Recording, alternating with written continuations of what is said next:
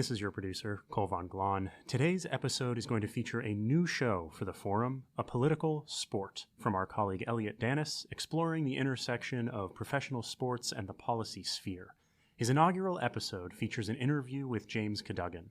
Mr. Cadogan is a former counselor at the Department of Justice during the Obama administration and is the current executive director of the National Basketball Association's Social Justice Coalition.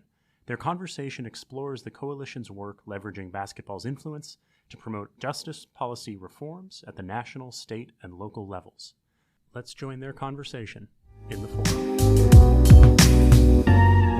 James Cadogan, welcome to the show. Thanks so much for having me. It's great to be here. Absolutely. I wanted to start with your background. So you're originally from the UK, correct? Was basketball a big part of your life growing up?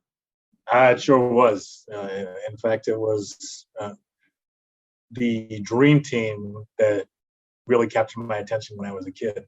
And we're talking 1980s, early 90s England, and the export of American basketball, the iconic imagery of Jordan and Magic and Bird, right. And that whole era, that gave me a lot of like so many kids of that day. That was inspiration. Those are my heroes and my idols. And so to be doing the work that I do now in this context is pretty exciting. Right. So you came here to the US, you went to school here, worked at a big time law firm after you graduated law school.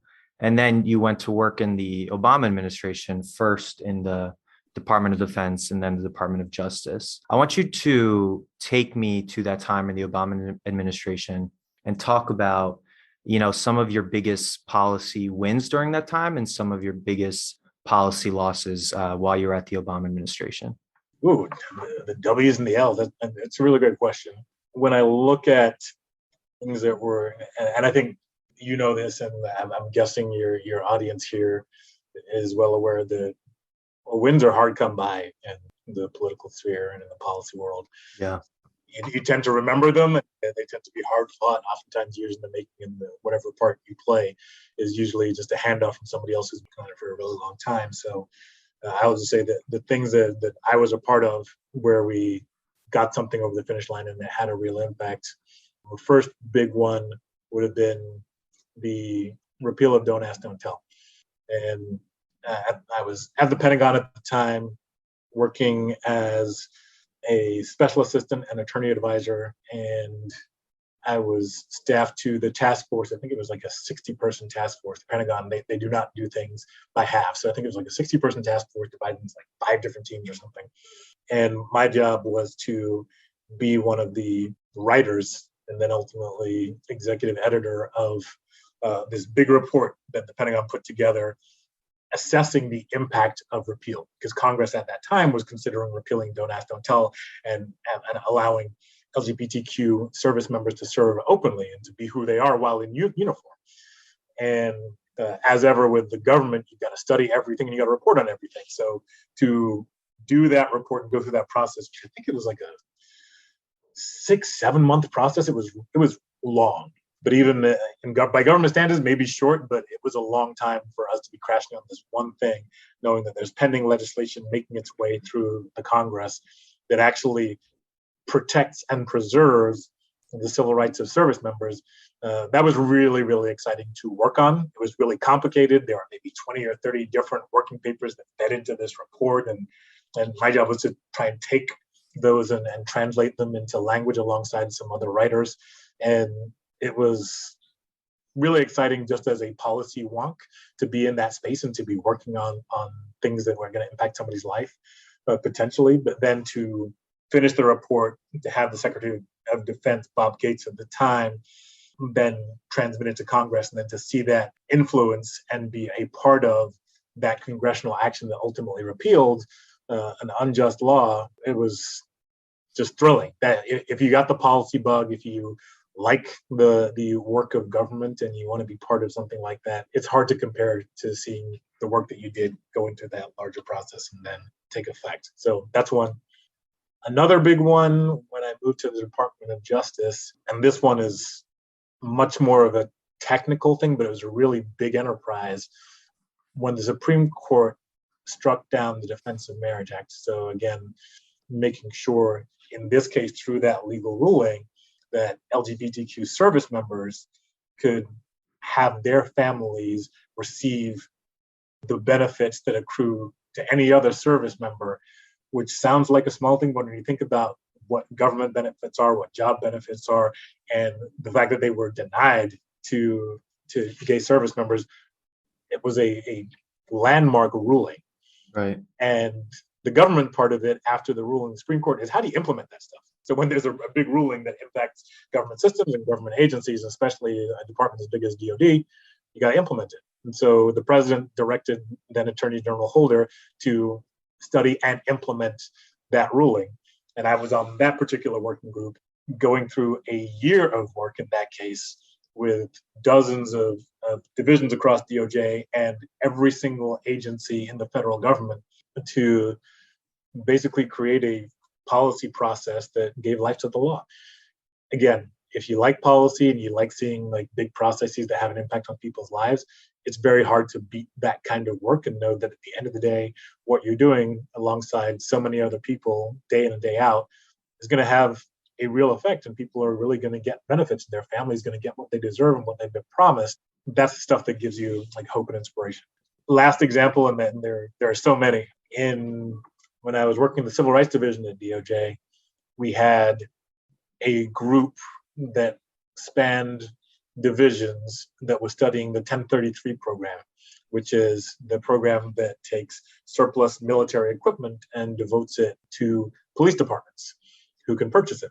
And especially at that time, especially in the wake of Ferguson, which happened in 2014, and Mike Brown's killing, everybody wanted to see DOJ take some action. Everybody wanted to see a change to the idea of a militarized police force, that a domestic police force should not look the same as the Army, the Navy, the Air Force, the Marine Corps, and shouldn't have the same kinds of equipment, which is a pretty unimpeachable position.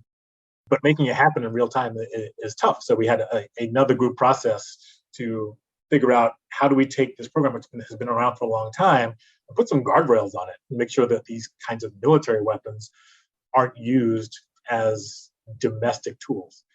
That was ultimately implemented by President Obama in an executive order after that working group process.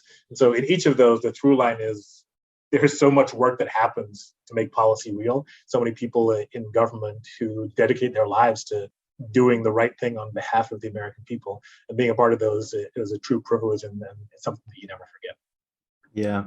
I mean, that's a big reason why a lot of us came to Harris at University of Chicago. So you're talking to the hopes and dreams of many of us. So I appreciate that. I guess speeding up a little bit, really beginning in March and then coming into the summer of 2020 was a pretty tragic time in the United States. Breonna Taylor was killed by the police. George Floyd was killed by the police. Jacob Blake was shot by the police. And, these cases became pretty high profile cases that NBA players started speaking out against. And I just want you to take me through some of your emotions during that time. Where were you? What were you doing during the summer of 2020? How were you taking in those events at that time? And then when did you start having conversations with people at the NBA about the creation of this new advocacy organization? Summer of 2020, like everybody else, I was in lockdown. Mm-hmm.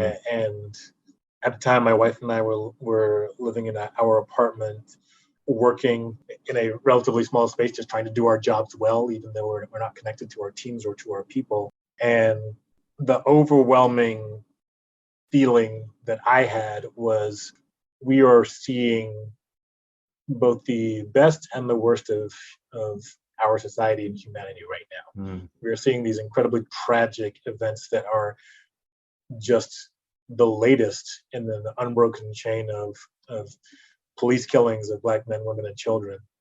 And now, thanks to technology, we see these images beamed around the world at the speed of light. And so we all participate in and share in the trauma of those experiences. And we are doing that at a time when you are captive to media. You're in your home, thanks to the pandemic, trying to stay safe, worried about your loved ones, If you have work, you're trying to do work the best that you can, and being bombarded with injustice. And that was hard. And I think that was hard for a lot of people. But the immediate response is the thing that was so heartening. You had a national and global outcry. Right. People coming out and saying, no, we've had enough. That we can do something different. We demand something different. From where I sit at that time, I was working at Arnold Ventures, which is a philanthropy and advocacy organization. That was such an incredible experience to be both in the funding position and in the advocacy position in that space. But I've also, at that point, I'm like 3-4 years removed from government, and from being in a place in a space where you are directly engaging the news of the day, directly engaging the headlines, and trying to make sure that your piece of the world and your work has an impact. And it felt like the country and the world stood up and stood shoulder to shoulder with all the public servants who spent their lives and careers in this space and said, yeah, we see, and we're here to put some wind in your sails. And so that was one of the most exciting things to me, is to see a renewed consciousness. Now, we're now in a place where a lot of that has shifted, and that's in part dependent on the pandemic. It's in part fatigue, because this work is not easy, and if you don't have a job in it, like staying plugged into it can be really challenging. But I hold on to that duality of the crisis that we are still in, but that we were seeing and feeling so viscerally in 2020, but also the commitment shown by so many people who just decided whatever little I could do, whatever it means for me to show up and speak out, and it means a lot, that they were going to do it.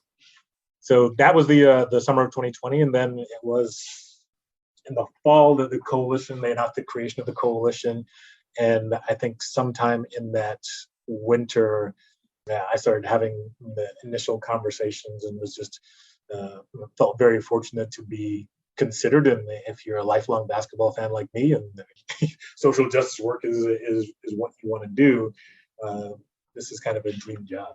Right. And so I'm going to go ahead and actually read the Social Justice Coalition's description and mission as it's posted on the NBA website, because I was hoping you could give us really a more nuanced and almost layman's term understanding of what the coalition does. So here we go. The coalition is a 501c4 advocacy organization that leads the NBA family's collaborative efforts to address racial inequality and advance social justice. A first of its kind entity in the sports and media sector, the coalition leverages the game of basketball's influence to promote justice policy reforms at the national, state, and local levels.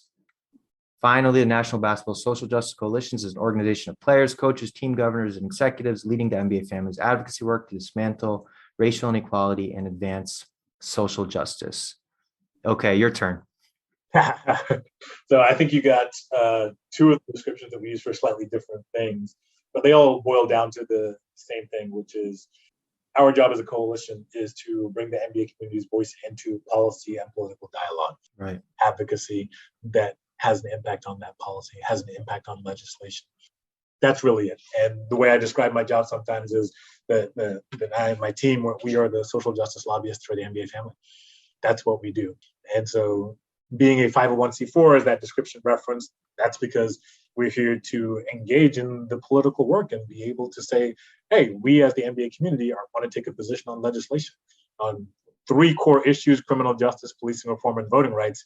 We've taken positions on federal legislation, on the George Floyd Justice and Policing Act. We supported and lobbied for that. On the John Lewis Voting Rights Act, we supported and lobbied for that. On the Equal Act, which is still live in the Senate, right? And now, as of 2 weeks ago, has a full 60 vote support, bipartisan, to break a filibuster. Incredibly important bill. Finally narrows to 0 a longstanding disparity in sentencing between crack and powder cocaine offenses, the brunt of which has fallen on the backs of Black and brown communities. That is the kind of work that we do. So those are just 3 examples, but a big part of the way we see our impact and the way we see our effect is NBA community has been doing this work for a long time. Players